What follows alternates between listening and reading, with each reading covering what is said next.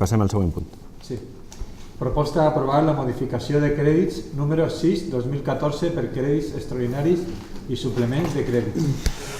El regidor d'Hisenda ens fa un resum.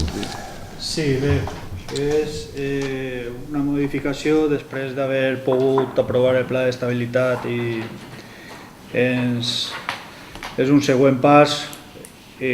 Com veieu, n'hi ha tres trams d'esta modificació. El primer tram ve a recolzar aquells contractes que tenim signats i que quan es va fer el pressupost del 2014, el pressupost actual, Oficina Tècnica no assegurava si anava a estar acabat o no anava a estar acabat en el 2013.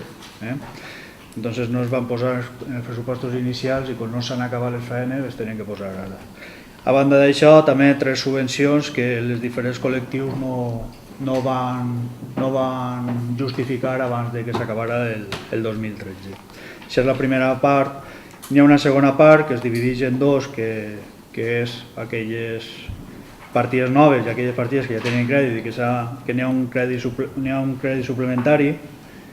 I esta segona part ve donada bàsicament per subvencions que s'han donat al llarg de l'any, posar la part que ens pertoca a nosaltres posar, i després un parell de factures del 2013 que han entrat en el 2014 posar els diners per pagar.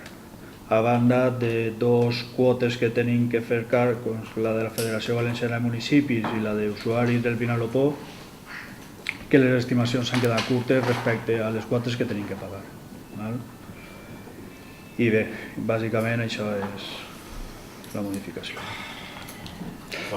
Dir-vos, sí, n'hi ha una única cosa nova, que és hem habilitat partida tant en seguretat com en instal·lacions esportives per a que es puguem posar les línies de vida en els edificis públics que no tenien i així assegurar els treballs en les teulades dels edificis públics.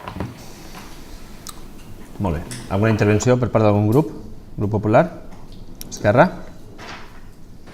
No, nosaltres votarem a favor. M'estava rient bé perquè ignorant de mi no sabia que era una línia de vida.